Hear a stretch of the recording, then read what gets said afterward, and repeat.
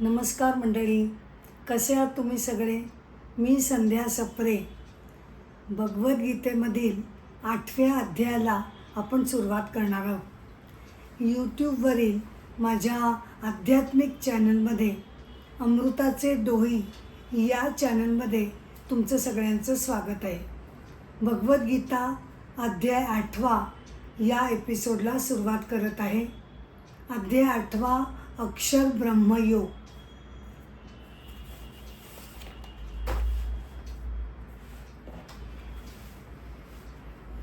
अर्जुन म्हणाला, श्लोक 1.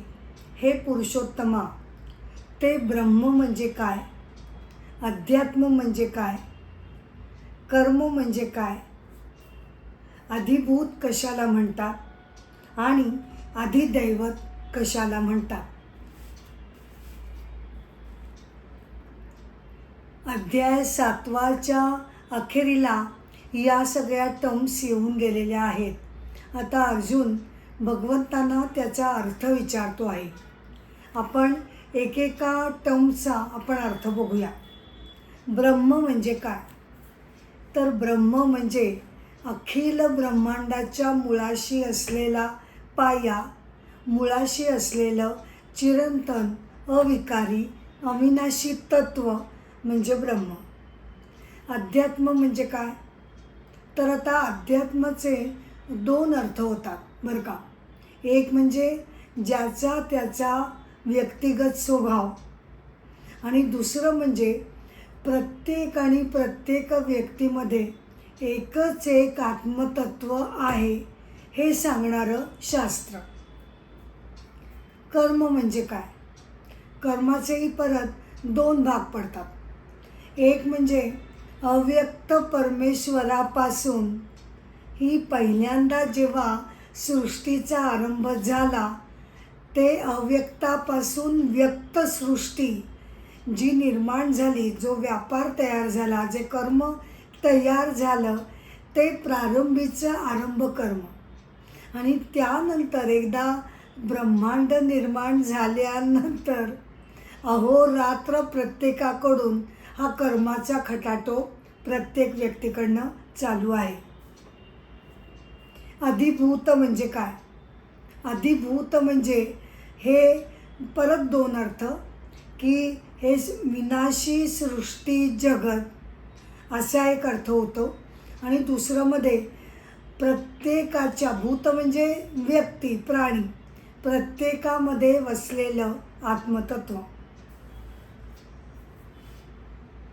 अधिदैवत कशाला म्हणतात? अधिदैवत म्हणजे प्रत्येकाच्या अंतरी असणारा जीवात्मा. आणि दुसरा अर्थ म्हणजे प्रत्येक देवतामध्ये जे परमेश्वर तत्व अधिष्ठित आहे त्यालासुद्धा अधिदैवत असं म्हटलं जातं. श्लोक 2. अर्जुन विचारतोय, भगवंता, अधियज्ञ कसा असतो? आणि या देहामध्ये हे मधुसूदना अधिदेह कोण आहे? आणि इंद्रिय निग्रह करणारे अंतकाली तुम्हाला कसे ओळखतात ते मला सांगा. अधियज्ञ म्हणजे प्रत्येक यज्ञामध्ये परमेश्वर हा त्याचा यज्ञाधिपती किंवा अधिपती असतो. या अर्थाने अधियज्ञ. आणि यज्ञ म्हणजे प्रत्येकाचं कर्म. हा जर अर्थ आपण घेतला तर प्रत्येक कर्मामध्ये परमेश्वराचा वास त्यामध्ये असतो. या अर्थानं सुद्धा अधियज्ञ मानला जातो. किंवा अधियज्ञ म्हणजे सगळ्या ब्रह्मांडाचं परमतत्व परमात्मा.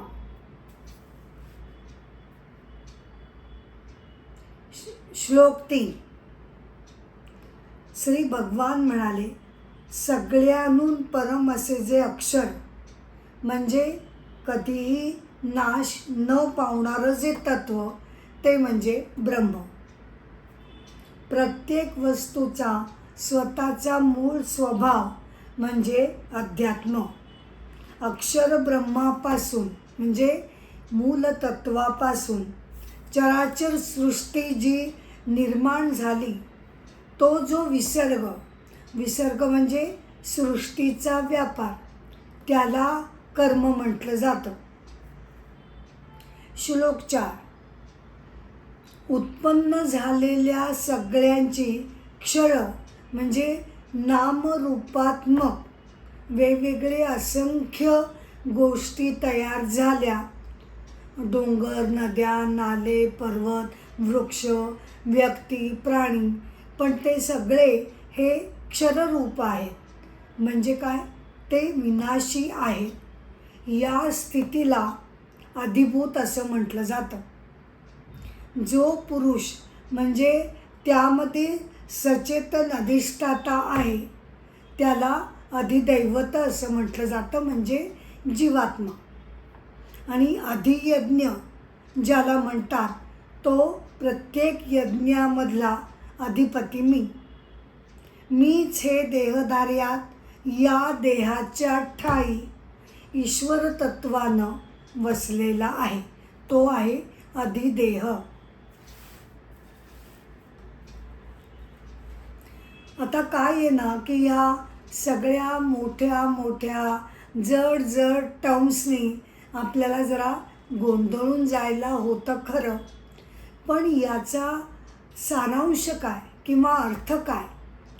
तर या ब्रह्मांडामधलं कोणतीही गोष्ट तुम्ही घ्या, यज्ञ घ्या, कर्म घ्या, वेगवेगळ्या देवता घ्या, वेगवेगळे प्राणी, भूत, व्यक्ती घ्या, सृष्टी घ्या, कोणतीही तुम्ही वस्तू डोळ्यासमोर आणा, त्या प्रत्येकामध्ये एकच एक परमतत्व विसावलेलं आहे, असा त्याचा अर्थ होतो.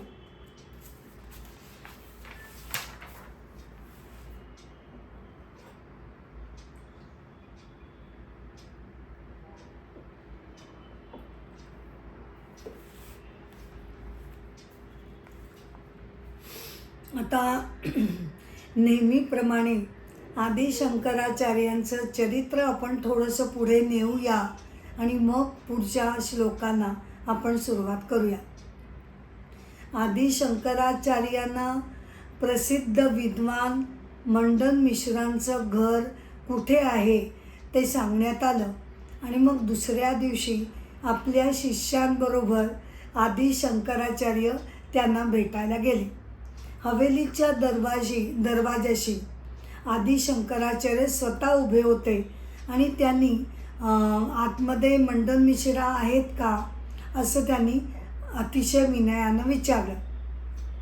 मंडन मिश्रांनी दार उघडलं तेव्हा आदी शंकराचार्यांनी त्यांना वाकून नमस्कार केला आणि विनयानं ते म्हणाले की मी आदी शंकराचार्य, मला आपल्याशी शास्त्रार्थ करण्याची इच्छा आहे. आपली कीर्ती मी ऐकून इकडे आलेलो आहे, तर आपण माझ्या विनंतीला आपण मान द्याल का? आपण शास्त्रार्थ दोघंजणं करू शकतो का? मंडन मिश्रांनी एकदा निरखून या तरुण युवकाकडे बघितलं. जेमतेम 23-24 वर्षांचा हा युवक दिसतोय. एव्हाना शंकराचार्यांची कीर्ती त्यांच्याही कानावर आली होतीच. पण काय बिघडलं त्याच्यात? आता हा स्वतःहून घरी आलाय, स्वतःहून त्याला चर्चा करायची, करू दे, काय बिघडलं असेल शंकराचार्य. पण माझ्या विद्वत्तेपुढे त्याचं काही टिकाव लागणं शक्य नाही असा मनामध्ये विचार आला आणि ते सूक्ष्मसे हसले. ठीक आहे, तुमची इच्छा असेल तर आपण शास्त्रार्थाला नक्कीच बसूया, परंतु त्याआधी शास्त्रार्थाप्रमाणे तुम्हाला काही गोष्टी मला क्लिअर कराव्या लागतील. म्हणजे असं की या शास्त्रार्थासाठी आपण निर्णायक किंवा पंच म्हणून कुणाला नेमायचं हे आपल्याला आधीच ठरवावं लागेल. आणि दुसरी गोष्ट म्हणजे या शास्त्रार्थामध्ये विषय कोणता आहे ते आपण आधी ठरवूया आणि मग जो कोणी या वादामध्ये जिंकेल त्याला काय मिळेल आणि जो कोणी या वादामध्ये हरेल त्याला काय गमवावं लागेल हे सुद्धा आधीच स्पष्ट झालेलं बरं. सगळ्या टर्म्स या आधीच एकमेकांशी बोलून क्लिअर झालेल्या बऱ्या, मंडन मिश्रांनी सांगितलं. ठीक आहे. आता जर विषयाचं म्हणाल तर मी अद्वैत सिद्धांताचा प्रचारक आहे. त्यामुळे कर्मकांड विरुद्ध ज्ञानकांड असं साधारणपणे या वादाचं स्वरूप असेल. आणि समजा जर मी या वादामध्ये हरलो, बरं का, समजा मी या वादामध्ये हरलो तर मी तुमचं शिष्यत्व पत्करायला तयार आहे आणि माझा संन्यासाश्रम किंवा संन्यासत्व सोडून देऊन गृहस्थाश्रमी व्हायला माझी काही हरकत नाही. मंडन मिश्रा ते ऐकून जरा आश्चर्यचकित होऊन त्याच्याकडे बघू लागले आणि मग नंतर ते म्हणाले, ठीक आहे, मग मी सुद्धा तेच सांगतो. जर मी वादामध्ये हरलो तर मी तुमचा शिष्य होईन आणि माझा गृहस्थाश्रम याचा मी त्याग करीन. बरं, पंच म्हणून किंवा निर्णायक म्हणून कुणाला नेमावं? तेव्हा आचार्य म्हणाले की मी असं ऐकू नये की तुमची पत्नी उभय भारती ही साक्षात सरस्वती देवीचा अवतार आहे, तर त्या जर निर्णायक म्हणून राहिल्या तर माझी काही हरकत नाही. मंडन मिश्रांनी आश्चर्याने त्यांना विचारलं की ती माझी पत्नी आहे तर ती माझ्या बाजूनं निर्णय देईल असं तुम्हाला वाटत नाही का? नाही, माझी त्याबद्दल खात्री आहे की त्या अगदी निपक्षपातीपणे आपल्या वादाचा निर्णय करतील असं मला वाटतं आहे. ठीक आहे, तर मग 2 दिवसांनी या अंगणामध्येच मी मोठा मंडप घालून घेतो आणि मग तिथे आपण शास्त्रार्थाला सुरुवात करूया. तोपर्यंत 2 दिवस तुम्ही माझ्या अंगणामध्ये तुमच्यासाठी जी कुटी उभारली आहे तिथे तुम्ही पाहुणचार आमचा घेऊ शकता, मंडन मिश्रा म्हणाले. आणि मग आचार्यांनी त्याला संमती दिली आणि 2 दिवस तिथे विश्रांतीसाठी म्हणून ते सगळेजण राहिले. पुढे काय होतं ते आपण पुढच्या एपिसोडमध्ये बघूया. श्लोक 5. जो अंतकाली माझं स्मरण करत देह सोडतो, अंतकाली माझंच स्मरण करत देह सोडतो तो माझ्या स्वरूपाला येऊन पोचतो, यामध्ये काहीही संशय नाही. काय म्हणतात भगवान की अंतकाळी जो माझं स्मरण ठेवतो तो माझ्याच स्वरूपाला येऊन मिळतो. आता या श्लोकावरनं असं वाटू शकतं, गैरसमज होऊ शकतो की म्हणजे ठीक आहे, मग जीवनभर मला जसं वाटेल तसं मी वागेन आणि अंतकाळी फक्त परमेश्वराचं मी स्मरण केलं की झालं. पण खोलवर जर या श्लोकाचा आपण विचार केला तर आपल्याला काय लक्षात येतं की अंतकाळी परमेश्वराचं स्मरण, त्याची स्मृती माझ्या मनामध्ये येण्यासाठी, त्यासाठी अख्ख्या आयुष्यभराचं तसं अनुसंधान माझं ईश्वराशी व्हायला हवं. अगदी ऑल ऑफ अ सडन ज्याचं सगळं आयुष्य उपभोगांमध्ये, चैनीमध्ये, विषय सुखांमध्ये केवळ गेलेलं आहे, ईश्वर तत्वाची ज्यानं कधी चर्चा केली नाही, जो त्याच्या स्मृतीमध्ये नाही, जो त्याच्या आयुष्याचा भाग नाही, तो ऑल ऑफ अ सडन अगदी शेवटच्या क्षणी आता ईश्वराचं स्मरण करायला हवं या भावनेनं ते होणं शक्य नाही. म्हणजे सर्वसाधारणपणे तरी असं घडणं शक्य नाही. लाखात एखाद्याला असं वाटू शकेल, मी नाही म्हणत नाही, पण सर्वसाधारणपणे आपली जन्मभराची जे आयुष्याचं मार्गक्रमण असतं, जे आपली तत्त्व असतात, जी विचारधारा असते, ज्या वासनांकडे आपला ओढा असतो, ज्या कामना असतात, त्या शेवटी आपल्याला आठवतात.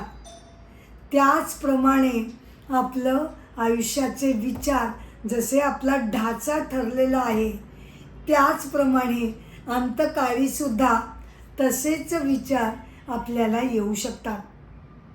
कारण मृत्यूच्या वेळी नेमकं काय घडतं, तर सूक्ष्म शरीर हे स्थूल शरीरातनं बाहेर पडतं बरं का. सूक्ष्म आणि कारण शरीर हे दोघं शरीरं ही स्थूल शरीरामधून बाहेर पडतात. प्रारब्ध म्हणून आपल्याला हा देह मिळाला आहे, बरोबर. काही कर्मफळ उपभोग घेण्यासाठी म्हणून हा देह आपल्याला प्राप्त झालेला आहे. मग जेव्हा सूक्ष्म शरीराला असं वाटतं की आता पूर्णपणे प्रारब्धाचा वासनाक्षय आता झालेला आहे, पूर्णपणे त्या कर्मफळांचा उपभोग ज्यासाठी आपण जन्म घेतला तो जर झालेला आहे, आपलं कार्य आता इथलं संपलेलं आहे, असं जर सूक्ष्म शरीराला वाटलं तर तो स्थूल शरीरातनं बाहेर पडतो. आणि पडताना आपल्याबरोबर आपलं मन, बुद्धी, चित्त, अहंकार, संस्कार, नंतर कर्मफळांचं ओझं, संचित, हे सगळं अहंकार, हे सगळं आपल्याबरोबर बाहेर घेऊन जातो. त्यामुळे अंती ज्या वासना किंवा भावना असतात त्याचप्रमाणे पुन्हा दुसरा देह आपल्याला त्या अनुरूप तसा देह आपल्याला मिळतो. म्हणून अंती जर आपल्याला शुभ वासना, ईश्वराच्या प्रतिभावना हव्या असतील तर त्यासाठी अख्खं आयुष्य आपण त्याच्याबरोबर त्याच्याशी अनुसंधानपूर्वक जर आपण निष्ठेनं भक्तीनं पूर्वक ते जर आयुष्य घालवलं असेल तरच आपल्याला शेवटच्या क्षणी भगवंतांचं नाव आपल्या ओठी येईल. श्लोक 6. अथवा हे कौंतेया सदा म्हणजे जन्मभर. लगेच पुढचं एक्सप्लेनेशन आलं. भगवंतांना कळलंच की मनुष्याचा काय लगेच गैरसमज होणार की फक्त अंतकाळचं 1 मिनिटाचं काय ते स्मरण करायचं आहे बास की सुटलो. तसं नाही, लगेच ते एक्सप्लेनेशन देतात. हे कौंतेया सदा म्हणजे जन्मभर त्यातच रंगून गेल्यामुळे मनुष्य ज्या ज्या भावाचं स्मरण करतो आणि त्यानं तो देह सोडतो तो त्याच भावाला पुढे जाऊन पोचतो.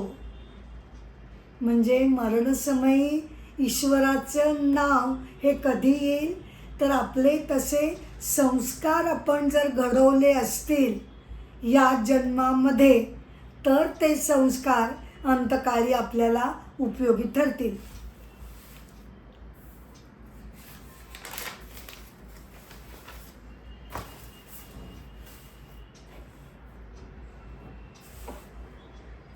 श्लोक 7.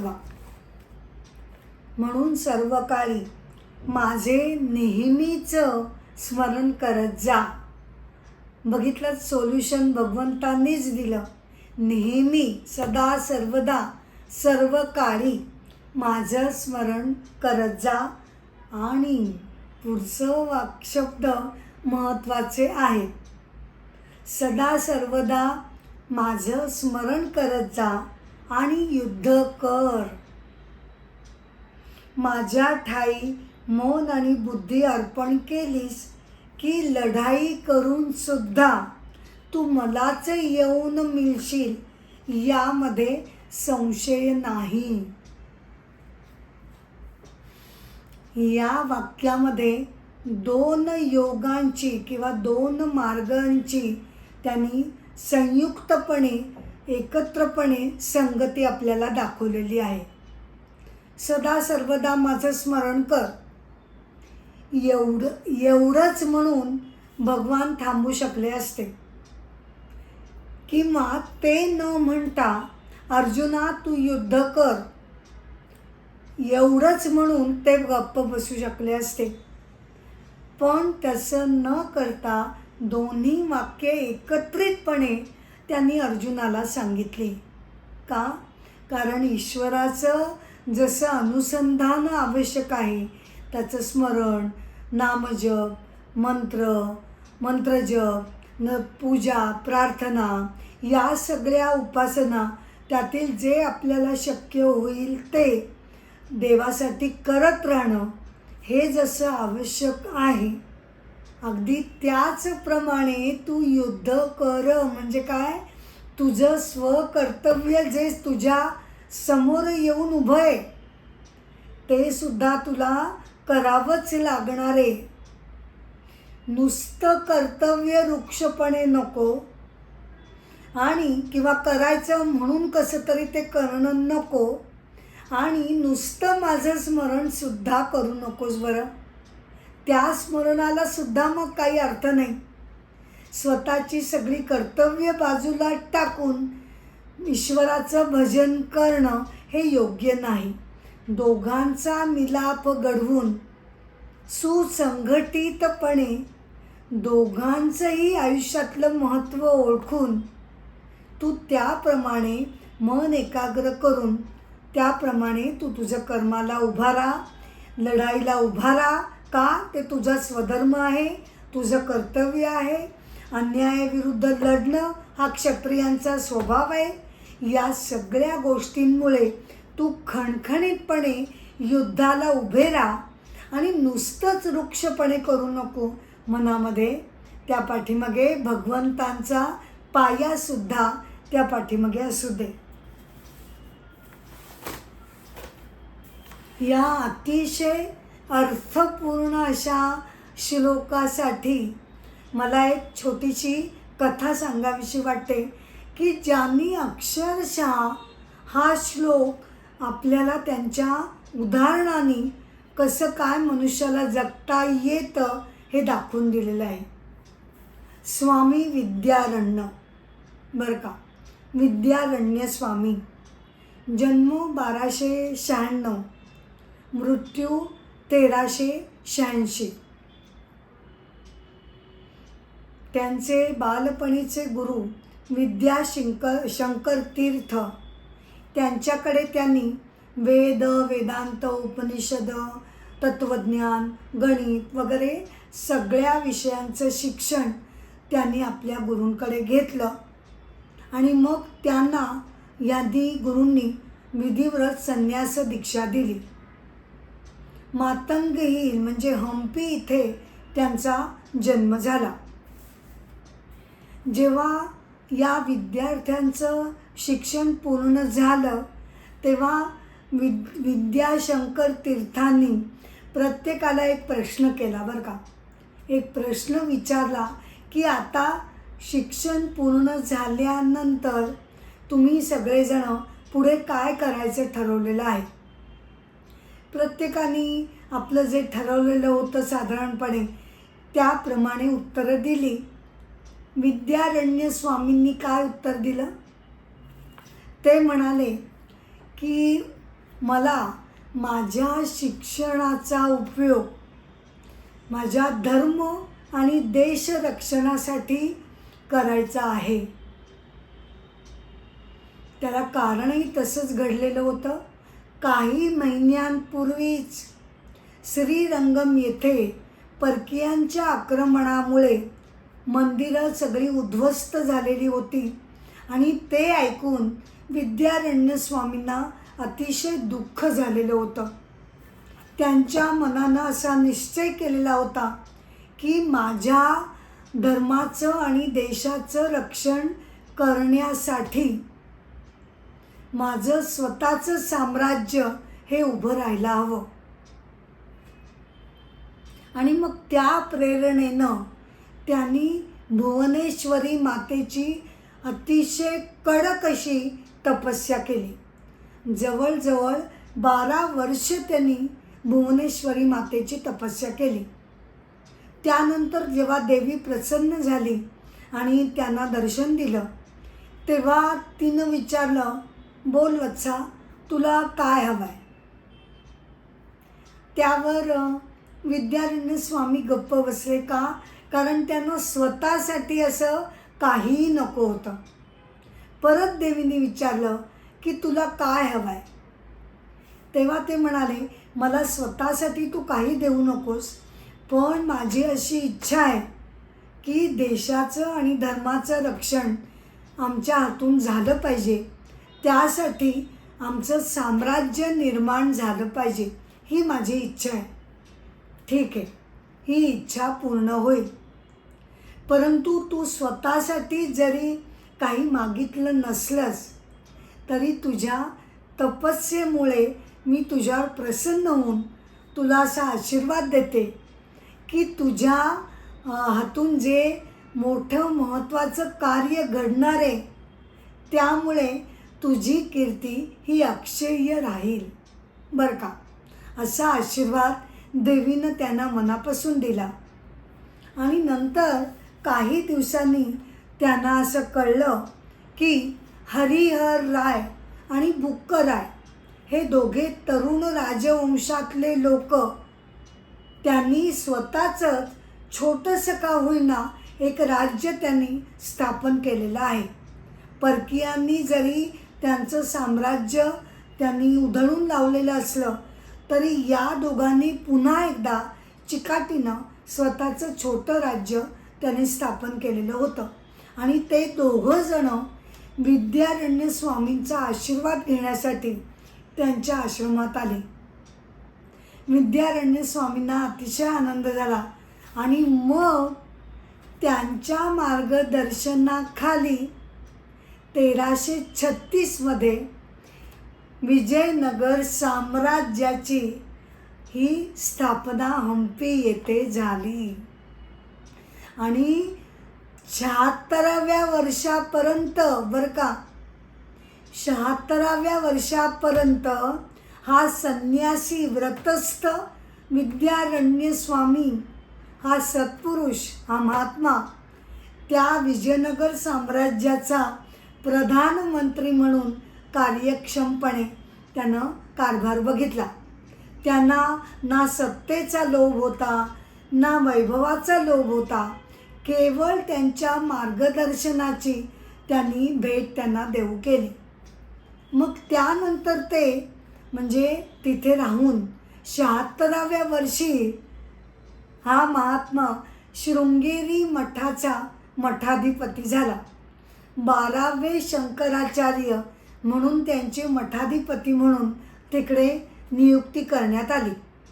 पंचदशी आणि इतर अनेक असे त्यांचे अध्यात्मावरील अभ्यासपूर्ण ग्रंथ हे अतिशय गाजलेले आहेत. तर त्यामुळे माझं स्मरण ठेवून तू लढ हे जे भगवान म्हणतात, म्हणजे कर्तव्य आणि ईश्वरनिष्ठा या दोघांची सांगड घालून मनुष्यानं आयुष्य सुसार्थकी लावावं, हा जो ईश्वराचा अर्थ आहे तो स्वामी विद्यारण्यांनी अक्षरशः तंतोतंत खरा करून दाखवला. अशा या महात्म्यास माझे अनेक प्रणाम.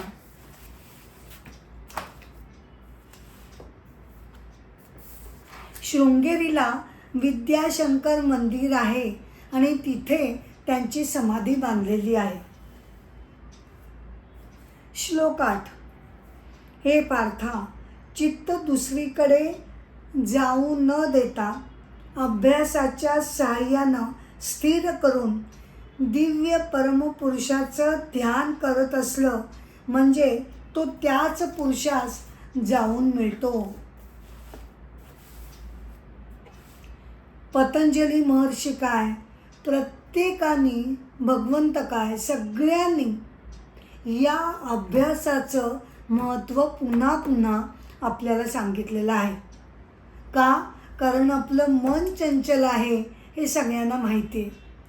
काही वेळापुरतं, काही दिवसापुरतं आपण तो ध्यास घेतो, पण तो आपण चिकाटीने पूर्णत्वाला नेत नाही. आणि म्हणून हा जो उपदेश केला जातो की अभ्यास योग, सातत्य हवं, चिकाटी हवी. भले तुम्ही एखादंच व्रत घ्या, मी ध्यानधारणा 5 मिनटं करीन, 5 मिनटं मी मंत्र जप करीन, काही हरकत नाही. 10 मिनटं, एकदम 1-1 तास, 8 तास नकोच म्हणे. पण ती 10 मिनटं जरी आपण रोजच्या रोज अतिशय मनापासून व्रतस्थपणे, चिकाटीने जर तो सराव, अभ्यास आपण सुरू ठेवला तर आपल्या लक्षात येतं की आत्मतत्वाच्या किंवा ईश्वरीय तत्वाच्या चिंतनानं माझ्या मनातले विकार आणि अहंकार हे हळूहळू दूर व्हायला लागतात.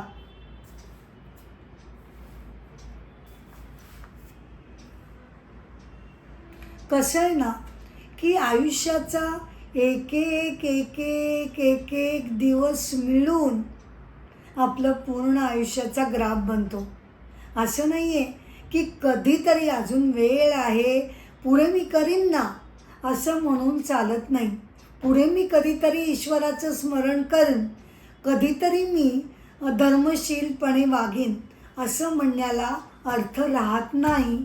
रोजच्या बेरजेने, रोजच्या दिवसांच्या बेरजेनं आयुष्य तयार होत असतं. श्लोक 9. कवी म्हणजे सर्वज्ञ. भगवंत सर्वज्ञ का म्हटलं जातं? कारण प्रत्येकाच्या हृदयामध्ये ते आहेत आणि ते आहेत म्हणून आपल्याला सगळं ज्ञान होऊ शकतं. जाणीव तत्व ईश्वरीय तत्वामध्ये इन्क्लूडच केलेलं आहे. सत्यत्व, जाणीव तत्व ह्या दोन्ही गोष्टी आणि ब्लिस हे त्याच्यामध्ये अंतर्भूत असल्यामुळे आपण सगळेजण आयुष्याचे अनुभव घेऊ शकतो. या अर्थानं तो प्रत्येकामध्ये असल्यामुळे प्रत्येकाला हे ज्ञान घेण्याची प्रेरणा आणि शक्ती ही त्याच्यामुळे प्राप्त झालेली असते. पुरातन म्हणजे काय? तर सृष्टीच्या आरंभीच्या पूर्वी, म्हणजे सृष्टी आरंभ झाला त्याच्याही आधीपासनं हे तत्व होतं आहे आणि सृष्टीचा जरी विनाश झाला तरी ते राहील. अणुपेक्षाही सूक्ष्म, सूक्ष्माहून सूक्ष्म असं हे तत्व आहे आणि म्हणूनच ते सर्वव्यापी ठरू शकतं. त्याला व्यापू शकणारं कोणीही असू शकत नाही. सर्वांचा तो धाता आहे, म्हणजे आधार आहे, कर्ता आहे, अचिंत्य स्वरूप म्हणजे मन आणि बुद्धी ज्याचं चिंतन करू शकत नाही आणि अंधकारापलीकडचा सूर्याप्रमाणे दैदिप्यमान तेजस्वी अशा पुरुषाचं जो मनुष्य स्मरण करतो. कसा आहे तो? परमेश्वर सर्वज्ञ, पुरातन, अणुपेक्षाही धाकटा, सगळ्यांचा आधार, कर्ता, अचिंत्य रूप असा जो दैवी, तेजस्वी, दैदिप्यमान असा जो परमेश्वर. श्लोक 10. अंतकाळी इंद्रिय निग्रह रूप योगाच्या सामर्थ्यानं आणि भक्तीनं युक्त होऊन मन स्थिर करून प्राण दोन्ही भुवयांमध्ये नीट ठेवून जो करतो तो त्याच दिव्य परमपुरुषाप्रत तो जाऊन पोचतो.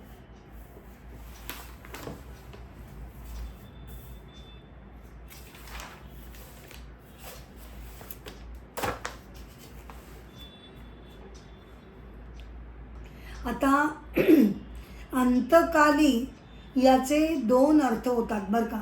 अध्यात्मदृष्ट्या अंतकाली याचे सर्वसाधारणपणे दोन अर्थ होऊ शकतात. एक म्हणजे जेव्हा खरोखरीचा मृत्यू घडतो तेव्हा किंवा त्याच्या आधी, आणि दुसरं म्हणजे जेव्हा साधक आपल्यातील अहंकार आणि जीवभाव बरं का, आपल्यातील अहंभाव आणि जीवभाव जेव्हा पूर्णपणे त्याचा त्याग करतो, तो सुद्धा त्याचा व्यक्तिनिष्ठ जीवाचा अंत असतो. सततच्या ईश्वरीय चिंतनानं त्याला स्वतःमधले विकार हे नकोसे वाटायला लागतात. म्हणजे इंद्रिय संयमन करा, विकार ठेवू नका, हे सांगण्याची मुळी वेळच येत नाही. त्याला स्वतःला जेव्हा जाणवतं, ते ईश्वरीय तत्वाची तो स्वतः जेव्हा अनुभूती घ्यायला लागतो, तेव्हा त्याला ते विकार विषाप्रमाणे वाटायला लागतात आणि तो स्वतःहून ते विकार, तो व्यक्तिगत क्षुद्र अहंकार या सगळ्या गोष्टी अगदी सहजपणे नैसर्गिकपणे तो साधक त्यांचा त्याग करतो. आणि मग काय उरतं? अहंकाराचा त्याग केल्यामुळे मन आणि बुद्धी हे पूर्णपणे निर्मळ, शांत, अविकारी होतात आणि शांत शुद्ध मन हे आत्म्याच्या ठिकाणी स्थिरावून जातं. ती जी अंतर्ज्योत प्रत्येकाच्या हृदयामध्ये आहे, ती आपली तेवती का राहत नाही? कारण मन बुद्धीची सगळी काजळी सगळी त्याच्यावर पसरलेली असते.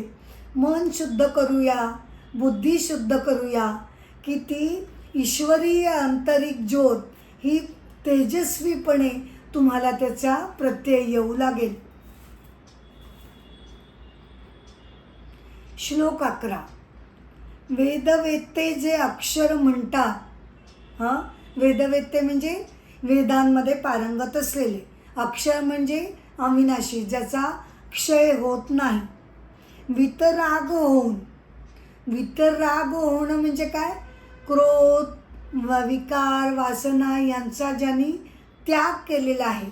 शांत चित्तयोगी यती ज्यामध्ये प्रवेश करतात आणि ज्याची इच्छा करून ब्रह्मचर्य व्रताचं आचरण करतात, ते पद म्हणजे ओंकार ब्रह्म मी तुला संक्षेपानं सांगतो. आता इथे ओंकार स्वरूप साधना इथे भगवंतांना अपेक्षित आहे. प्रत्येक साधकानं ओंकार साधना केल्यानं त्याचे आपल्याला ट्रिमेंडस फायदे मिळतात. भले आत्मप्राप्तीची जरी इच्छा मनामध्ये धरली नाही तरीसुद्धा ओंकार नादस्मरणानं अनेक फायदे आपल्याला मिळू शकतात.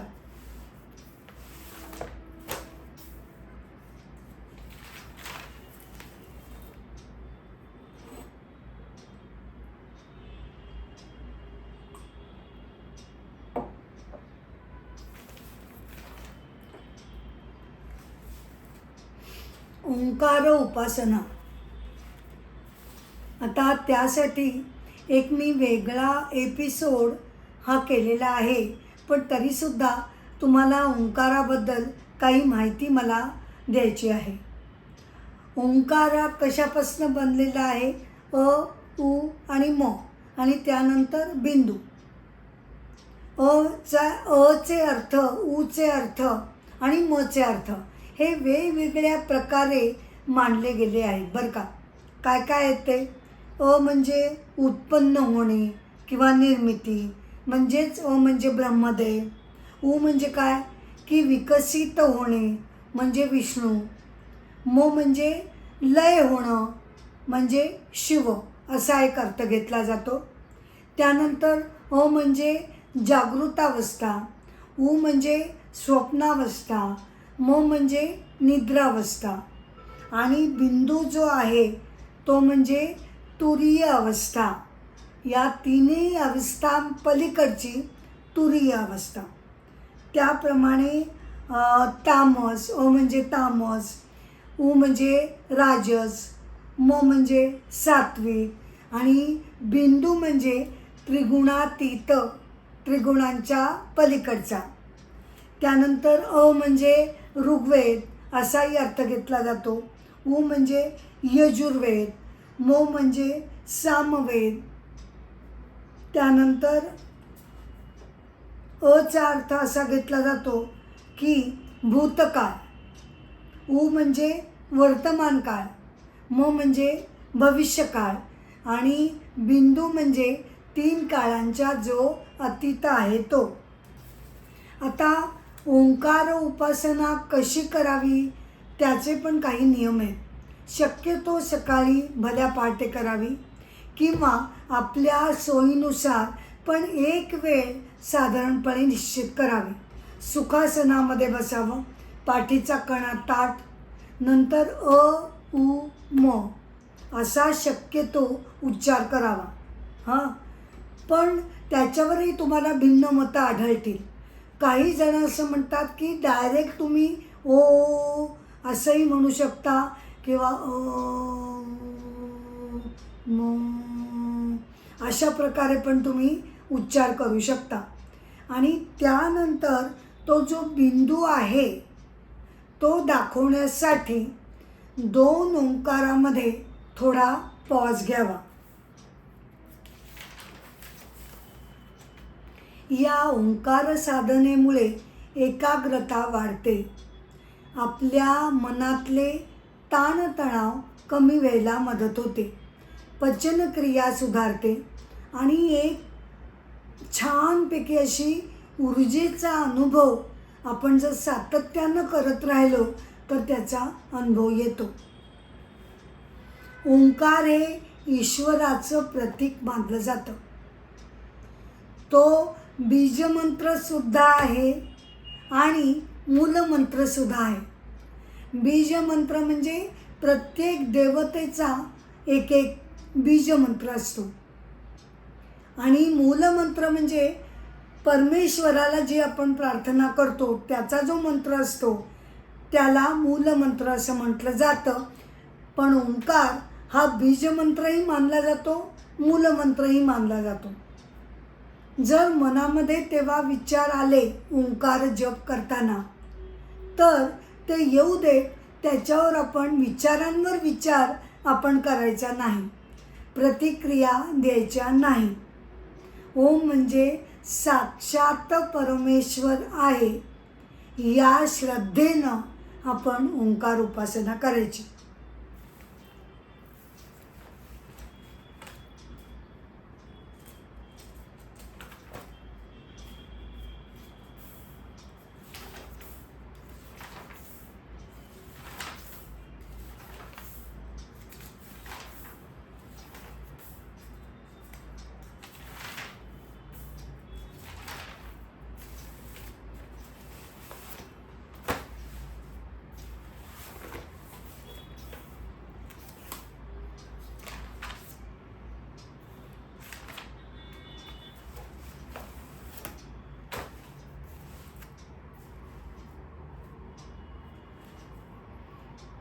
भगवंतांनी आपल्याला काय काय इन्स्ट्रक्शन दिले आहेत ओंकार जपापूर्वी, तर इंद्रिय रूपी द्वारांचं संयमन करून, म्हणजे इंद्रियांचे जे जे विषय आहेत त्याच्याकडे आपण काही वेळ तरी त्या सगळ्या गोष्टींचा आपण विचार करायचा नाही. नंतर मनाचा हृदयामध्ये निरोध करून, म्हणजे काय, आता आध्यात्मिकदृष्ट्या बरं का, हृदय याची डेफिनेशन मोठी वेगळी आहे. हां, ती अशी आहे की दया, करुणा, प्रेम, शांती या सगळ्या उत्कृष्ट सात्विक भावनांनी ज्याचं हृदय परिपूर्ण असेल त्याला आध्यात्मिकदृष्ट्या हृदय असं म्हटलं जातं. सात्विक भावना केवळ, शुभ भावना केवळ, त्यांनाच केवळ हृदयामध्ये एंट्री आहे असं ते आध्यात्मिक हृदय. त्याच्यामध्ये मनानं विलय पावणं म्हणजे मनातले सगळे विकार मनानं टाकून देऊन केवळ सात्विक वृत्तीनंच हृदयामध्ये प्रवेश करणं. नंतर आपला प्राण मस्तकामध्ये नेणं.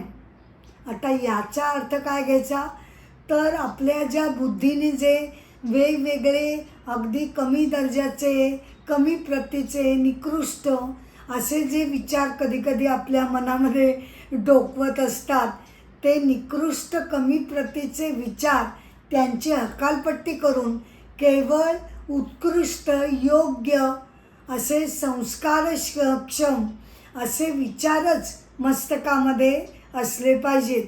मेंदूमध्ये केवळ तेच शुभ, चांगले, योग्य विचार नेणं म्हणजे प्राण मस्तकामध्ये नेणं. समाधी योगामध्ये जो स्थित झालेला आहे. श्लोक 13. ओम या एकाक्षर ब्रह्माचा जप करत आणि माझे स्मरण करत जो देह सोडून जातो त्याला उत्तम गती मिळते.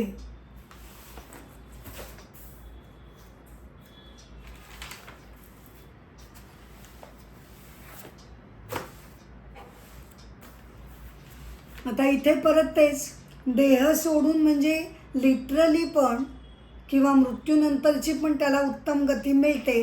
आणि दुसरा अर्थ, देह सोडणं म्हणजे प्रत्यक्षात नाही, पण साधक आता देहाशी जे आपलं एकजूट, जवळीक, तादात्म्य आहे ते त्यांनी आता बाजूला केलेलं आहे. हां, मन बुद्धीशी आता तो जवळीक साधत नाही. त्यांचे भावनावेग, त्यांचे सगळे हट्ट, दुराग्रह यांच्याकडे तो आता लक्ष देत नाही. तो आता स्वतः आत्मस्वरूप आहे या ज्ञानानं त्यानं देह मनाशी संग तोडलेला आहे. आणि या दृष्टीनं जेव्हा तो देह सोडून जातो, देहामध्ये असूनही देह सोडणं म्हणजे याला काय म्हटलं जातं की स्वप्नातून जसे आपण जागृत होतो तसंच जागृत अवस्थेतून जागृत होणं हे म्हणजे आत्मसाक्षात्कार. जागृतावस्थेमध्ये सुद्धा आपण एक प्रकारच्या निद्रेमध्येच असतो. मांडुक्य उपनिषदामध्ये बरं का हे असं म्हटलेलं आहे की जागृतावस्थेतनं जागृत होणं म्हणजे आत्मसाक्षात्कार होणं, ईश्वराची अनुभूती घेणं. गौडपादाचार्यांनी त्याच्यावर कारिका लिहिली आहे मांडुक्य उपनिषदामध्ये.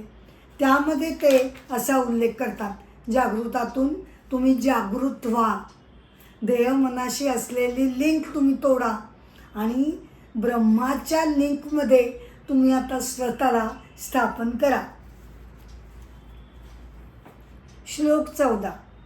हे पार्था, अनन्य भावानं सदा सर्वदा जो माझे नित्य स्मरण करतो त्या नित्ययुक्त कर्मयोगास मी माझी प्राप्ती सुलभ रीतीने होते.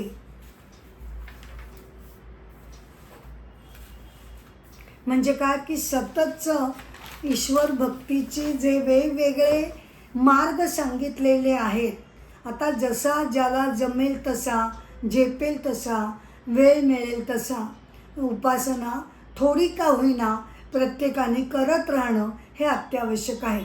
प्रार्थना म्हणा, रोजची पूजा म्हणा, उपासना म्हणा, काही व्रतवैकल्य घेणं, ईश्वराचं स्मरण मनामध्ये ठेवणं, मनातल्या मनात त्याचं नाम जप करणं, सत्संग, नंतर श्रवण, कीर्तन, भजन, वेळप्रसंग वेळोवेळी देवळामध्ये जाऊन त्या व्हायब्रेशन्सची अनुभूती घेणं, परमेश्वराची या ना त्या प्रकारे जे जे शक्य होईल त्या प्रकारे आपण जोडले जाणं हे महत्त्वाचं आहे.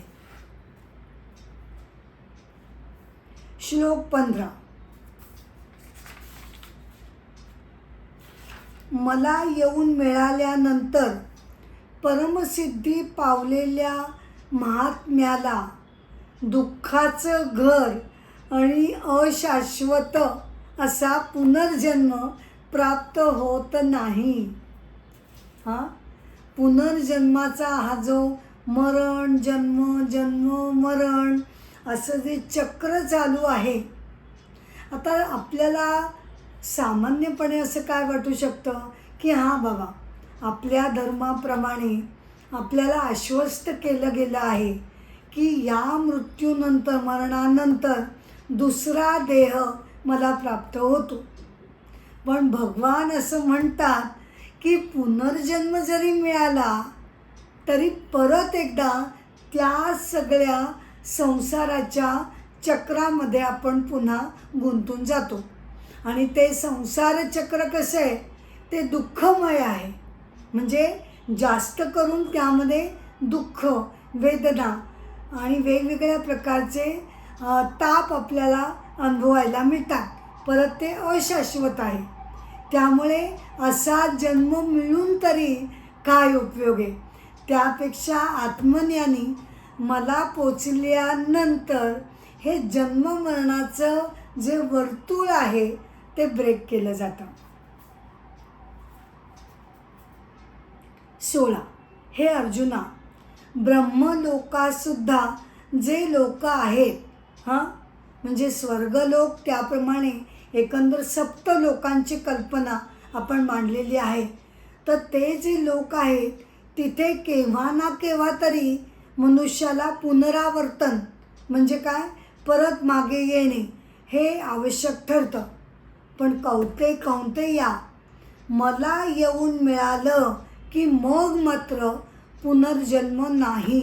म्हणजे भले स्वर्ग मिळू दे, अजून दुसरा कोणता लोक मिळू दे, कुठल्याही लोकामध्ये महात्मे गेले, तपस्या करून, पुण्यकर्म करून, पण तरीसुद्धा काही काळानं पुन्हा परत यावंच लागतं. हे कोणते कोणते लोक आहेत अगदी थोडक्यात आपण बघूया.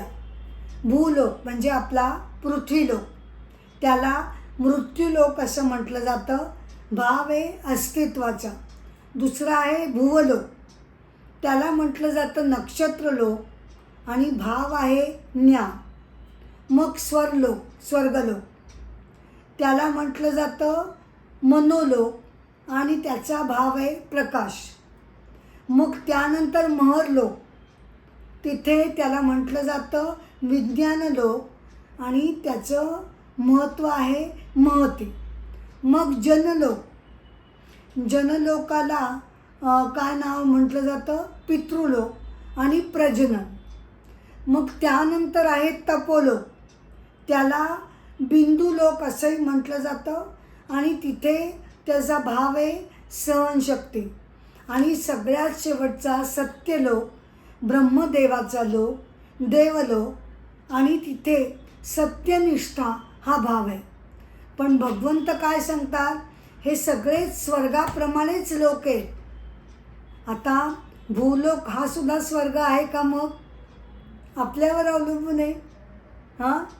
आपण जर आपल्या वागणुकीने आपण त्याचा स्वर्गही करू शकतो किंवा आपल्या वागणुकीने त्याचा नरकही आपण तयार करू शकतो. सगळं आपल्या वर्तनावर ते अवलंबून आहे. तर भगवान असं सांगतात की साती लोक जरी स्वर्गाप्रमाणेच असली तरीसुद्धा तिथून परत यावं लागतं.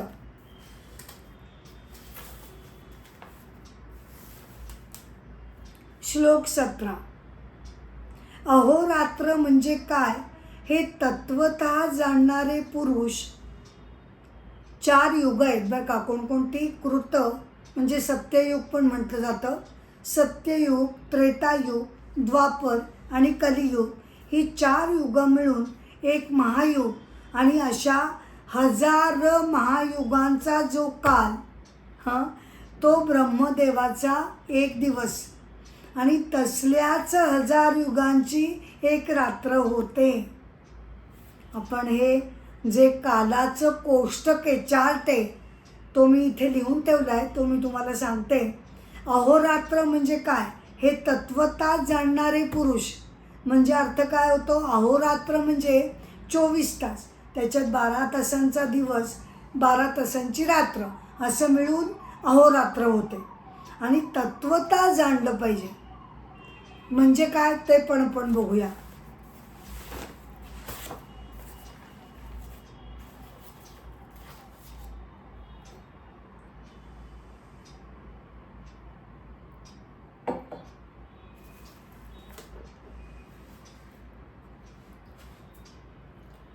आता कोष्टक मी तुम्हाला सांगायला घेते.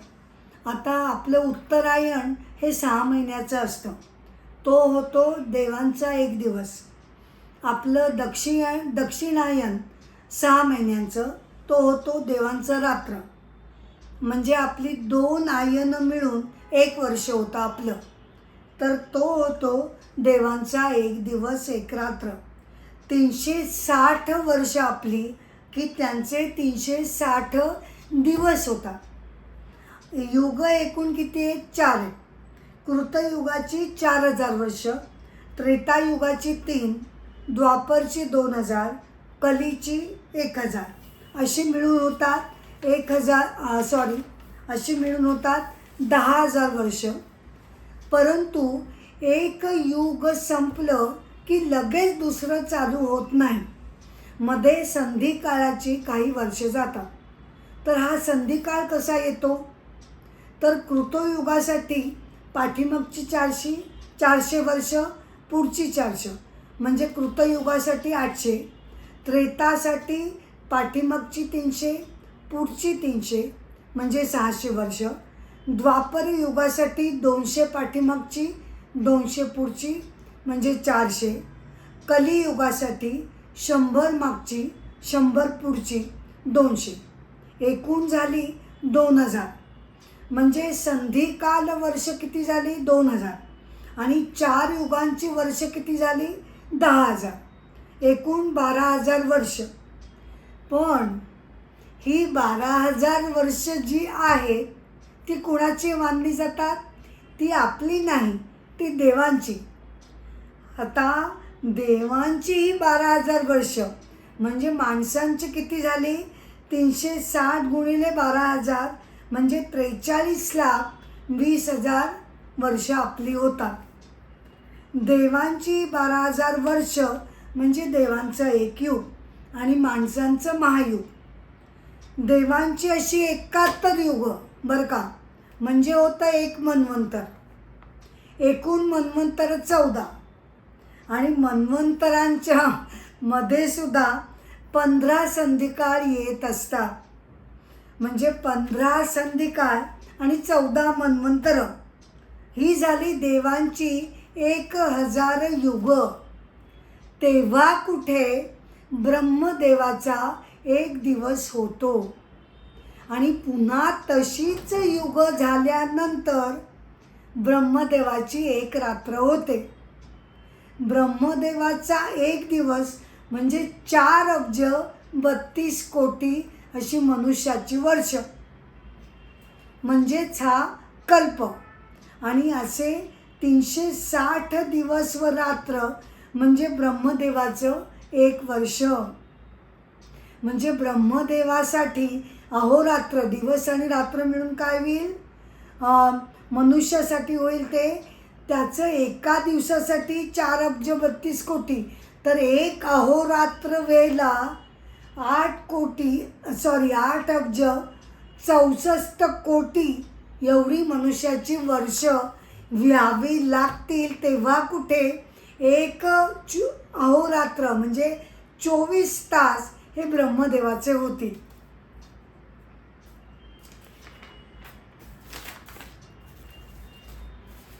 आता हे अहोरात्र जाणणारे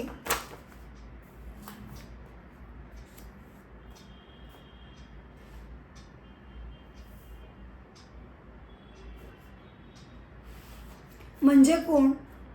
तर हे का सगळं कोष्टक का मांडायचं आणि त्यातनं आपण बोध तरी नेमका काय घ्यायचा? तर त्यातलं तत्त्व आपण जाणून घेतलं पाहिजे की काय आहे की कल्पाक्षय झाल्यानंतर बरं का महाप्रलय होतो. हां, अगदी ब्रह्मदेवसुद्धा त्यातून सुटू शकत नाही.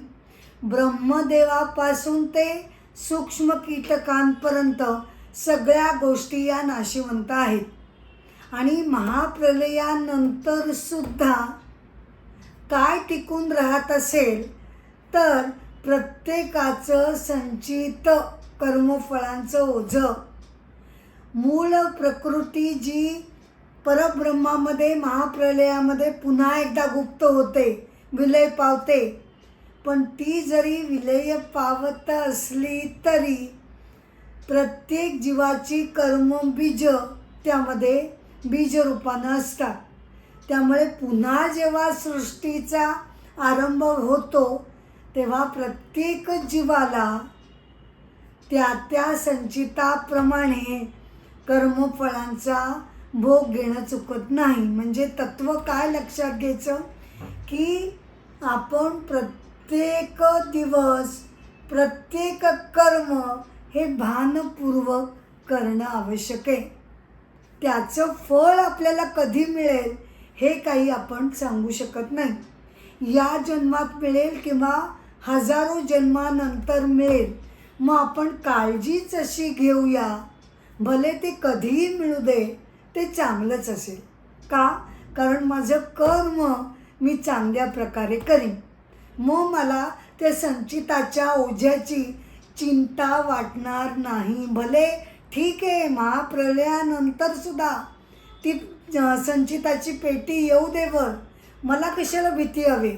माझं जर नीतीपूर्ण धर्मशील वागणं असेल, मी ते तसा पहारा माझ्यावर ठेवीन आणि योग्य वागीन. हा त्याच्यापासून आपल्याला बोध घ्यायचा आहे.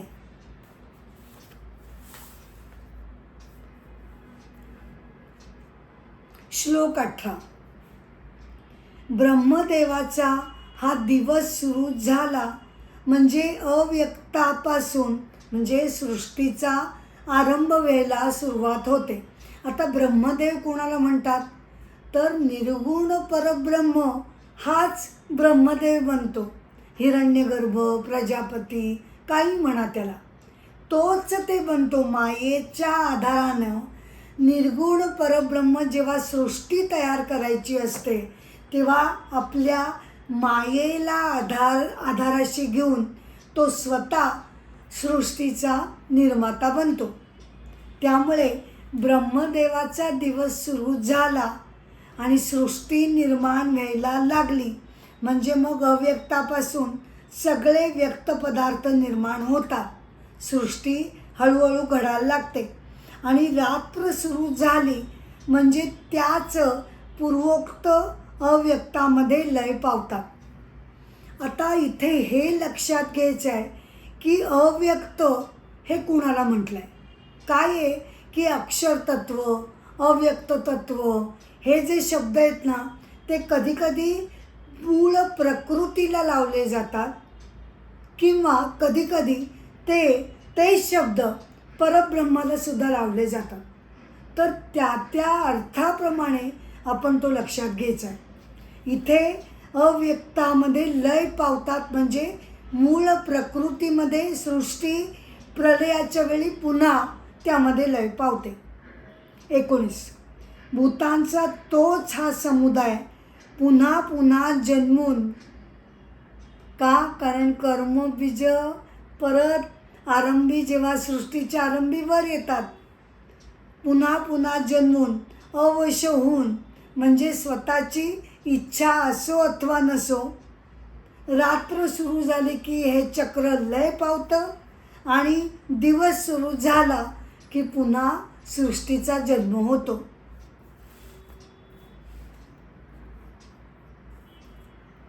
श्लोक 20.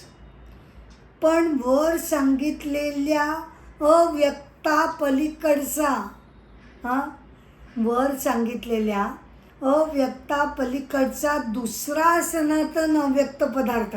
बघितलं, 2 अव्यक्त आले, कन्फ्युजन करू नये. पहिला अव्यक्त मूळ प्रकृतीला लावला आहे. प्रकृतीमध्ये सृष्टी विलय पावते, प्रकृतीतनं ती वर येते. आणि आता 20व्या श्लोकामध्ये भगवान असं म्हणतात की त्या अव्यक्तापलीकडचा अव्यक्त, म्हणजे अव्यक्त प्रकृतीसुद्धा ज्याच्यात लय पावते तो आहे निर्गुण अव्यक्त तत्व, तो अव्यक्त. आता तो लक्षात घ्यायचा आहे. अव्यक्तापलीकडचा दुसरा सनातन अव्यक्त पदार्थ बरं का, म्हणजे कोण? निर्गुण परमतत्व, जो सर्व भूत नाहीशी झाली, प्रलय होऊ दे, महाप्रलय होऊ दे, सगळं काही बेचिराख होऊ दे, नष्ट होऊ दे, तरीसुद्धा तो नाहीसा होत नाही. प्रकृती विलीन पावते, नष्ट होते, पण ह्याला काही होत नाही. तो मुळी सगळ्याचा आधारभूत पायाचे, सृष्टी असू दे काय नसू दे काय, तो पहिल्यापासनं होता आहे आणि राहील. 21. ज्या अव्यक्ताला अक्षर असंही म्हणतात तोच परम किंवा उत्कृष्ट किंवा अखेरची गती आहे. तोच अखेरची गती आहे, त्याला हात लावायचा आहे. नुसतं प्रकृती अव्यक्त प्रकृतीला नाही, त्याच्यात गेलो तर आपण विलय पावतो. पण पुन्हा सृष्टीचा आरंभ झाला की पुन्हा प्रत्येक जीव त्याची कर्मफळांसाठी पुन्हा जन्म घेतो. पण असा त्याच्याही पलीकडचा जो अव्यक्त आहे त्याच्यामध्ये जर मी मिळालो तरच काय वाटेल ते होऊ दे, माझा मग परत जन्म नाही. ज्याला जाऊन पोचले असता मनुष्य परत जन्माला येत नाही, असे हे माझे परमस्थान आहे. श्लोक 22. हे पार्था, ज्याच्या आतमध्ये सगळी भूत आहेत, ज्यानं हे सगळं व्यापलेलं आहे, तो पर म्हणजे श्रेष्ठ पुरुष अनन्य भक्तीने लाभू शकतो.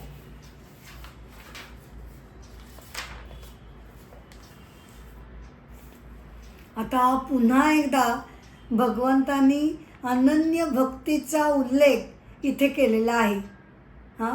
अनन्य भक्ती ही अतिशय त्याचं अप्रूप आहे, भक्तांचं अप्रूप देवाला खूप जास्त आहे. आता यासाठी एक छोटी कथा मी आधी सांगते आणि मग आपण भक्तीचं महात्म्य बघूया.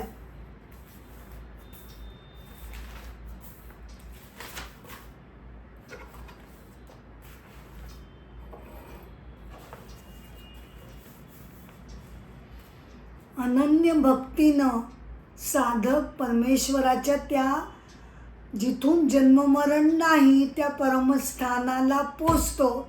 आणि हे कोणकोणत्या मार्गाने शक्य होतं? ज्ञानमार्ग, त्याच्यामध्ये निर्गुणाची उपासना करून साधक त्या परमस्थानाला हात लावतो. दुसरा मार्ग कोणता? ध्यानयोग, पतंजली महर्षींचा समाधी योग, की ज्यामध्ये निर्विचार मनशून्य अवस्थेमध्ये साधक आत्मसाक्षात्कार अनुभवतो. तिसरा आहे निष्काम कर्मयोग, की ज्यामुळे निष्काम कर्म करून मी करता मी भोगता असा अहंकार ज्यानं त्यागलेला आहे असा त्या परमस्थानाला जाऊन पोचतो. आणि चौथा आहे भक्तिमार्ग, अनन्य शरणता, अनन्य मधुर अशी भक्ती. संत त्यागराज, जन्म 1767, मृत्यू 6 जानेवारी 1847. इथे तारखेसकट मी हे सांगितलं याचं कारण असे की अशी कथा सांगितली जाते की संत त्यागराजांनी आपली मृत्यूची तारीख त्यांना आधी कळलेली होती आणि ती त्यांनी म्हणे लोकांना आधी सांगितलेली होती, असं कथा सांगण्यात येते. त्यांचा जन्म तिरुवरूर येथे झाला. ते तेलुगू होते. त्यांनी अनेक अभंग रचना तयार केल्या. जवळजवळ 22,000 अभंग रचना आहेत, परंतु त्यापैकी 730 सध्या प्रचलित आहेत. कर्नाटक संगीताचे ते शिल्पकार आहेत असं मानलं जातं. पंचरत्न कीर्ती म्हणून त्यांचे 5 ज्या अभंग रचना आहेत त्या अजूनही गायल्या जातात. त्यांना पैशाची अजिबातच हाव नव्हती. अत्यंत निर्लेप मनाने ते रस्त्यावरनं सुद्धा भजन कीर्तन करत असत. लय, शब्द, ताल, संगीत सगळ्याचे प्रणेते ते होते. त्यामध्ये यांत्रिकतेला अजिबात थर नव्हता. संगीतातून उपासना ते भगवंताची करत असत. रामाचे ते परमभक्त होते आणि राम ही केवळ त्यांच्यासाठी मूर्ती नव्हती, तर तो त्यांचा तत्वज्ञ होता, मित्र होता, सखा होता, उपदेशकर्ता होता, वेळोवेळी आधार देणारा असा प्रभू रामचंद्र त्यांचा सखा होता. तर असे संत त्यागराज.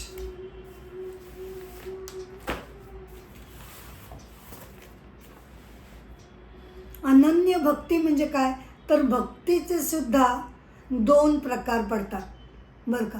पराविद्या आणि अपराविद्या असे जसे प्रकार पडतात. पराविद्या म्हणजे परमेश्वराची विद्या आणि अपरा म्हणजे सगळे भौतिक. त्याचप्रमाणे पराभक्ती म्हणजे अनन्यतेनं निष्काम वृत्तीनं परमेश्वराची भक्ती करणं आणि अपराभक्ती म्हणजे काही काम्य इच्छा मनामध्ये ठेवून परमेश्वराची भक्ती करणं.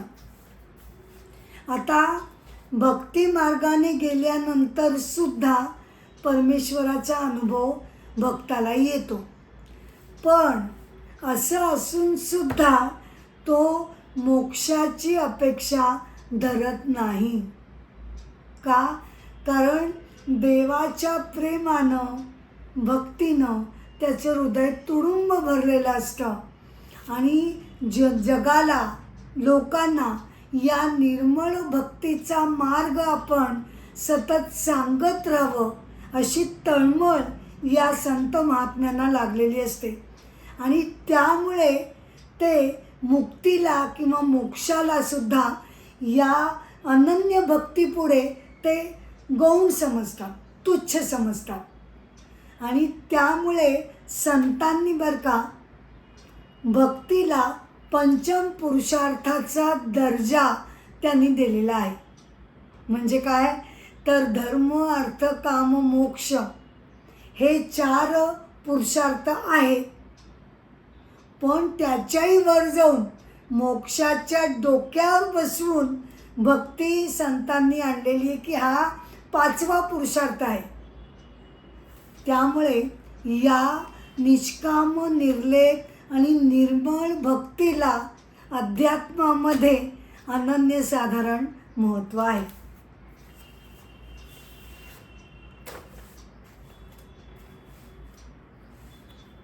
श्लोक 23.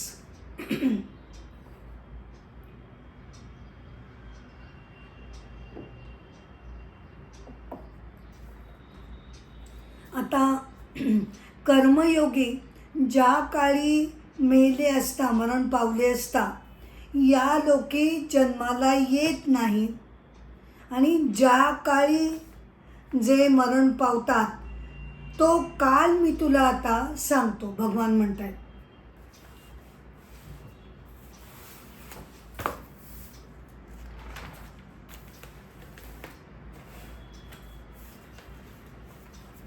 श्लोक 24. अग्नी प्रवास सांगतात. अग्नी, ज्योती, दिवस, शुक्ल पक्ष, उत्तरायणाचे 6 महिने यामध्ये मरण पावलेले ब्रह्मवेत्ते लोक मेल्यावर ब्रह्माला जाऊन पोचतात आणि पुन्हा मग ते परत येत नाही. म्हणजे काय की जे आत्मज्ञानी आहे त्यांना आत्मज्ञानानंतर संचित नष्ट झाल्यामुळे ते पुन्हा जन्ममरणाच्या चक्रामध्ये ते पडत नाही. याला म्हणतात देवयान मार्ग. बरं का, अनेक नाव आहेत. देवयान मार्ग म्हटलं जातं, अर्चिरादी मार्ग असंही म्हटलं जातं. शुक्ल पक्षामध्ये त्याचा मृत्यू व्हावा लागतो. प्रकाशमय मार्ग असंही म्हटलं जातं. आता हा देवयान मार्ग जिथून गेल्यावर मनुष्य परत येत नाही तो कोणासाठी आहे? ज्ञानी, आत्मज्ञानीसाठी.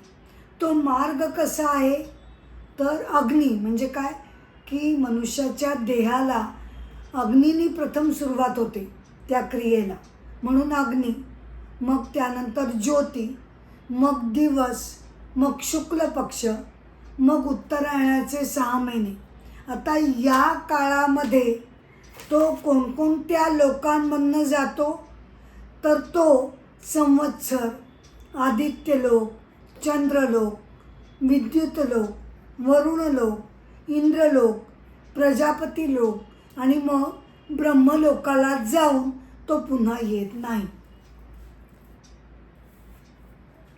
म्हणजेच तो परब्रह्मामध्ये, परमस्थानामध्ये तो विलीन होतो. श्लोक 25.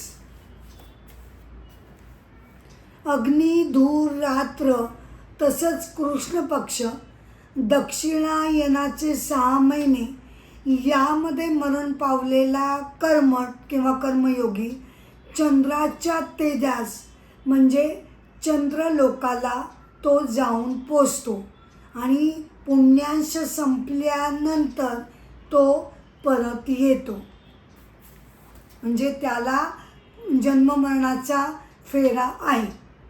हा कोणता मार्ग?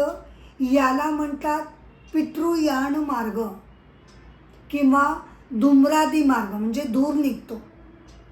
अंधकारमय मार्ग असंही म्हटलं जातं. आणि इथे तो चंद्रलोकाला जाऊन पोचतो. आता सूर्यलोक आणि चंद्रलोक याचा काय अर्थ घ्यायचा तर सूर्य हा चैतन्य तत्वाचा निर्देशक मानला जातो आणि चंद्र हा जड आहे.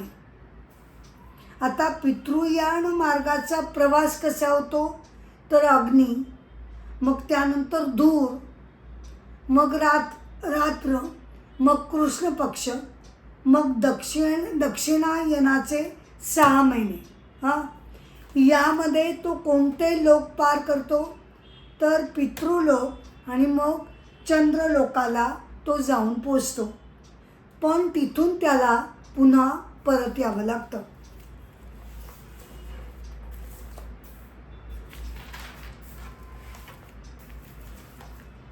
आता हे मार्ग जर आपण बघितले तर आपल्या असं लक्षात येतं की इथे कालवाचक सगळे शब्द आलेले आहेत.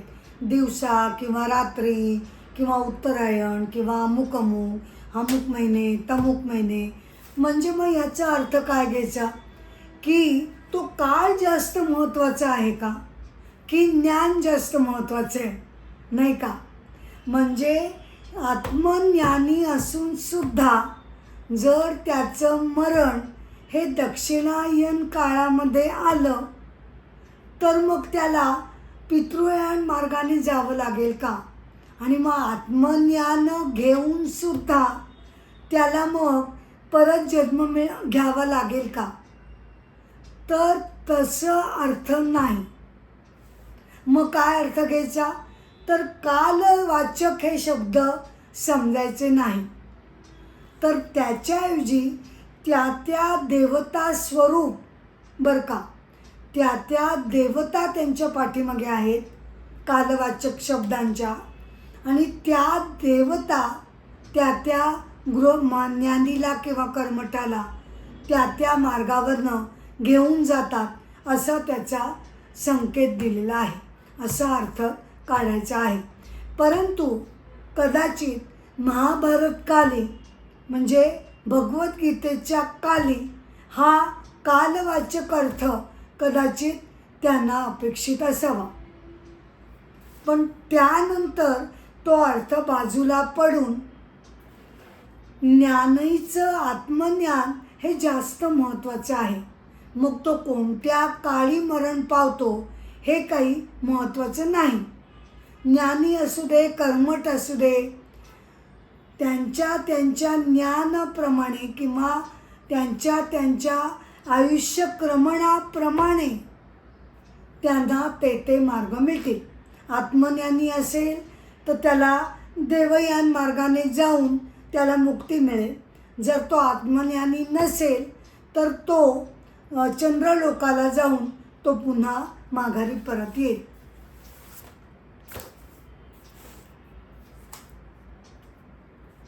श्लोक 26. याप्रमाणे शुक्ल आणि कृष्ण म्हणजे प्रकाशमय आणि अंधकारमय अशा जगताच्या दोन मार्ग सांगितले ना, पितृयान आणि देवयान. जगताच्या दोन शाश्वत गती म्हणजे मृत्यूनंतरचे दोन कायमचे मार्ग सांगितलेले आहेत. एका मार्गानं गेलं की मनुष्य पुन्हा येत नाही आणि दुसऱ्याने तो पुन्हा परत येतो. अर्थात ही गोष्ट आपण लक्षात घेऊया की देवयान तर आत्मज्ञानींसाठीच आहे, पण पितृयान मार्गसुद्धा चांगला प्रकारचा मानला जातो, कारण तो चंद्रलोकाला म्हणजे एक प्रकारच्या स्वर्गलोकाला तो जाऊन पोचतो.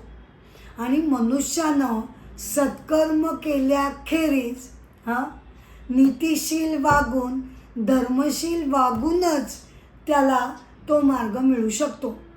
ज्या मनुष्याचं सगळं आयुष्य पापकर्म करण्यात गेलेलं आहे त्याला यापैकी कोणताच मार्ग मिळू शकणार नाही हे उघड आहे.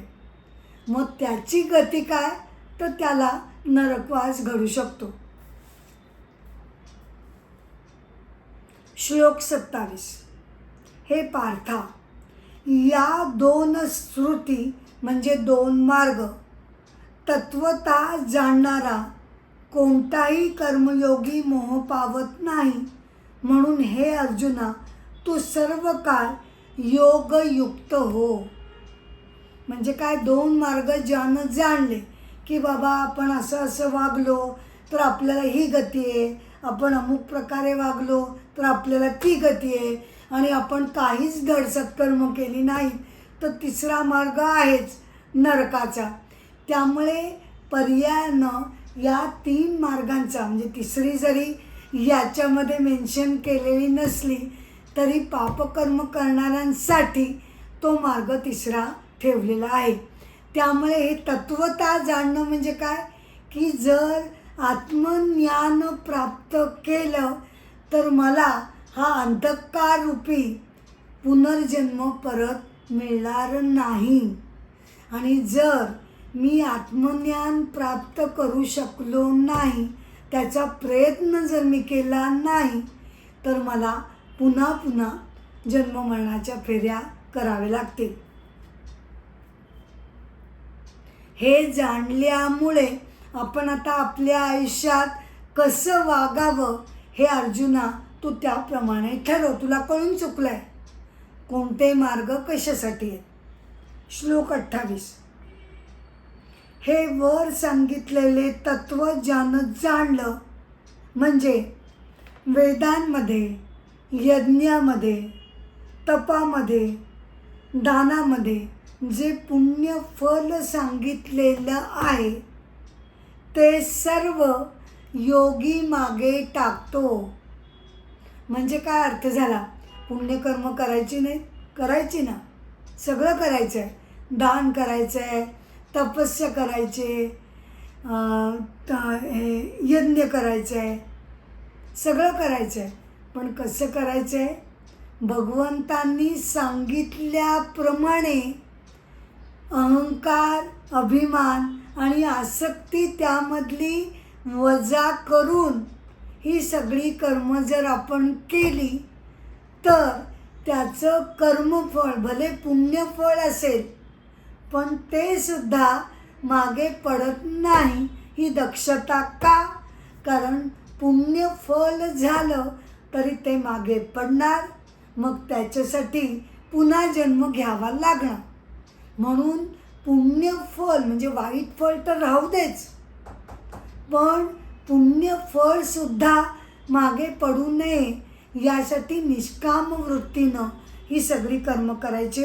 आणि तो असं केल्याने तो परमस्थानाला पोचून आत्मज्ञान प्राप्त होऊन संचित नष्ट करून तो परमस्थानाला तो हात लावतो आणि पुन्हा माघारी तो येत नाही. तर अशा प्रकारे अध्याय 8 अक्षर ब्रह्मयोग इथे समाप्त झालेला आहे. 8व्या अध्यायाची आणि माझ्या एपिसोडची सुद्धा मी इथे सांगता करत आहे. परंतु नेहमीप्रमाणेच मी तुम्हाला पुन्हा एकदा विनंती करते की तुम्हाला माझा अमृताचे डोई हा चॅनल आवडत असेल तर कृपया तुम्ही लाईक करावं, शेअर करावं आणि सबस्क्राईब करावं ही माझी नम्र विनंती आहे. नमस्कार.